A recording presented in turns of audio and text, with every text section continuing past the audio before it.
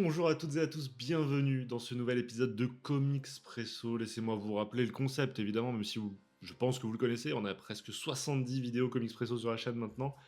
Bref, le temps d'un petit espresso, voilà, le temps de me sustenter d'un bon café. Je vais vous parler d'une de mes lectures récentes, coup de cœur. Et là, le mot coup de cœur, il a jamais pris autant de sens que ça, les amis. Aujourd'hui, je vous parle d'un récit qui fait sens. C'est ce genre de récit où tu te dis, ah, c'est pour ça que je lis des comics depuis 2 ans et demi maintenant. C'est pour arriver à ce genre de lecture qui te met une baffe, les amis. J'étais obligé de vous en parler aujourd'hui. Je vais vous parler évidemment de Not All Robots. Avant ça, n'hésitez pas, vous, dans les commentaires, à me dire quel est votre coup de cœur 2023 pour l'instant. Voilà, on est à 2 mois et demi maintenant du début d'année. N'hésitez pas à me dire qu'est-ce que vous avez kiffé, puisque je vais bientôt vous parler de mes achats comics. Pourquoi pas en rajouter un ou deux? Voilà, on sait pas. Not All Robots, c'est signé donc Mark Russell, Mike Deodato Jr. au dessin. Et de quoi est-ce que ça nous parle? Bah, je vais vous le dire tout simplement. Ça nous parle d'un monde en 2056. Voilà. Et le monde a un peu évolué puisque les robots ont pris une place plutôt importante dans la vie des humains. Chaque foyer est équipé d'un Dombot, un robot domestique, un robot qui va aller au travail à la place de l'humain. Les robots sont partout dans le monde du travail, il n'y a presque plus d'humains sauf pour une catégorie du monde du travail. Pour une catégorie professionnelle, ça existe encore, mais je vais pas vous le spoiler, c'est une petite vanne qui est faite dans le bouquin. Ça va commencer à créer des conflits entre humains et robots.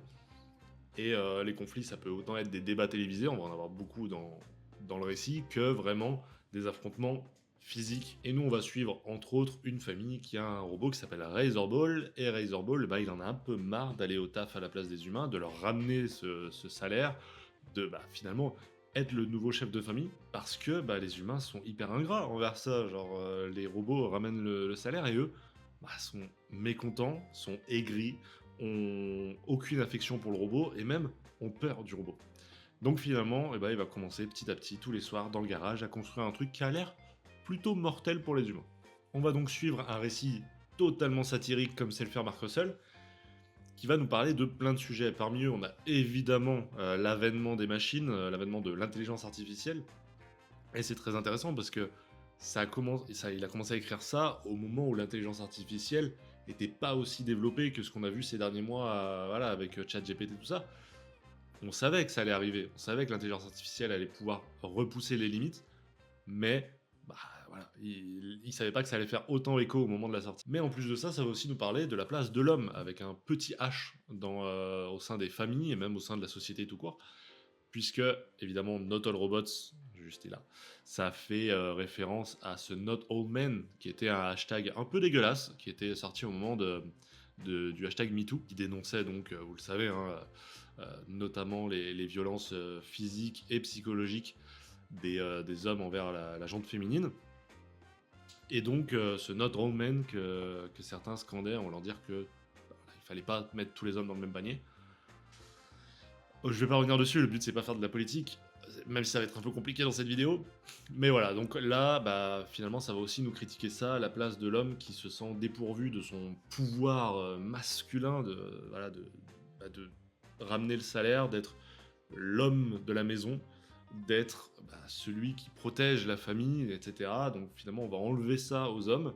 Comment est-ce qu'on va réagir? Comment est-ce que la jante masculine va devoir s'affirmer d'une autre manière? Ça va être un des sujets traités ici, et pas du tout en fond, c'est vraiment un des sujets principaux du récit. Sans faire de politique encore une fois, ça va également nous parler du monde du travail, quelle est la relation de l'homme avec le monde du travail, puisque aujourd'hui, vous le savez, c'est un débat qui fait un peu fureur, bizarrement, tout ce qui est la retraite, etc. Difficile de pas faire de politique, mais bon, dans un monde, même dans un pays comme le nôtre, où les débats, quand il y en a, concernant la retraite sont dans la bouche de tout le monde, et bien là, on va nous en parler, tout simplement. Les robots vont considérer que les humains se fatiguent trop vite, ont besoin de dormir 8 heures par jour. C'est inacceptable dans un monde du travail où on pourrait travailler tout le temps. Ont besoin de retraite, ont besoin de tout ça. Donc là, effectivement, l'obsolescence de l'humain va être traitée ici, et dans le monde du travail notamment. Et puis finalement, et je suis sûr qu'il y en a plein d'autres, il y a également un point de vue écologique. Mark Russell nous en avait déjà parlé dans son live story consacré aux 4 Fantastiques. Là, il va nous en reparler puisque chaque grande ville américaine est protégée sous un dôme. et on imagine de quoi les protéger. On imagine encore une fois que l'humain a totalement dévasté l'extérieur de ces bulles-là et que finalement on doit rester protégé de tout ça. Avant de donner un petit point de vue sur les dessins, vous avez compris que c'était un énorme coup de cœur et un truc qui a participé à ce coup de cœur, c'est le fait que Mark Russell nous dit pas du tout de prendre part pour les humains ou pour les robots. Pas du tout.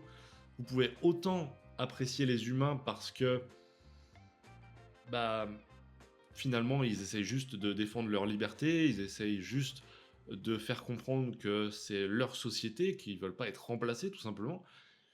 Et puis, en plus, on va suivre notamment une femme et ses 2 enfants qui sont très humains et qui vraiment essayent juste de survivre dans ce monde-là qui est totalement horrible. Et c'est un point de vue horrible. Ce que vivent les humains en tant qu'animal de compagnie est totalement horrible, évidemment. Et puis, tu as le point de vue des robots qui, finalement, vont travailler 20 heures par jour dans des boulots de merde pour ramener ça à une famille de merde qui n'en a rien à foutre de leur tronche, qui a peur d'eux, qui n'essaie même pas de communiquer avec, puisque ce sont des outils, ce sont des machines. Aucune envie de communiquer avec eux, donc finalement, le point de vue des robots est totalement compréhensible aussi. Et bref, il va y avoir plein de propos sur la... Bref, j'ai pas envie de trop vous en dire, mais c'est trop dur parce qu'il y a trop de trucs intelligents. La justice expéditive est traitée dedans, les débats totalement puérils et stériles sont traités dedans. Bref, il y a vraiment de tout. Et c'est juste génial. Si vous pensez que c'est un récit beaucoup trop lourd pour vous en ce moment parce que il y a plein de choses dans notre tête et qu'on n'a pas forcément envie d'en rajouter et que les moments de lecture c'est plutôt pour s'évader, ne vous empêchez pas de lire Not All Robots parce que c'est fun.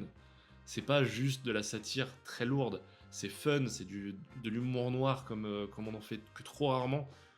C'est intelligent et drôle. Et ça, vraiment, il faut pas vous empêcher de le lire parce que je vous promets que vous allez passer à côté de quelque chose, c'est vraiment génial.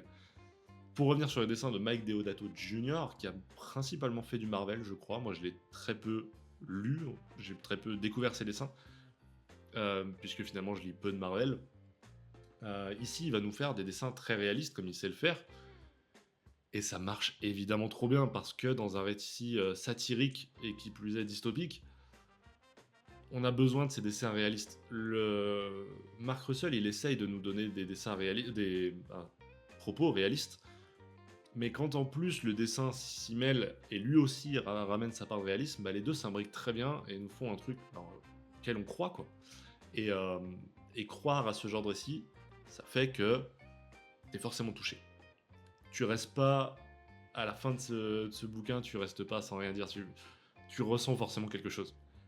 Et pour moi, c'est l'un des aspects fondamentaux des très bons récits. Finalement, je vais juste conclure sur les covers, parce qu'elles sont juste géniales. Cette cover-là de Not All Robots fait évidemment référence au tableau American Gothic, je crois que c'est.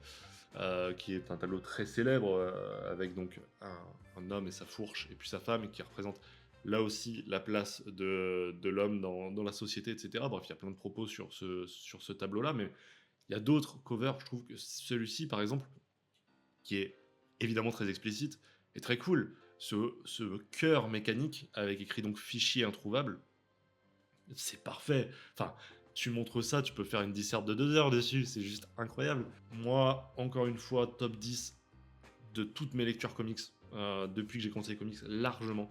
Je vais forcément vous en reparler, je vais forcément vous faire chier avec cet auteur, vous faire chier avec ce récit, et j'en suis désolé, mais c'est d'une importance capitale que vous compreniez que ça, c'est ce que j'ai envie de dire. Conseillez-moi des trucs comme ça, c'est extrêmement important. Extrêmement même. On se retrouve demain déjà pour un autre Comics Presso. D'ici là les amis, passez un bon samedi. Moi je vais regarder mon Grand Prix d'Arabie Saoudite. Et on se retrouve demain, passez une belle journée. Ciao tout le monde.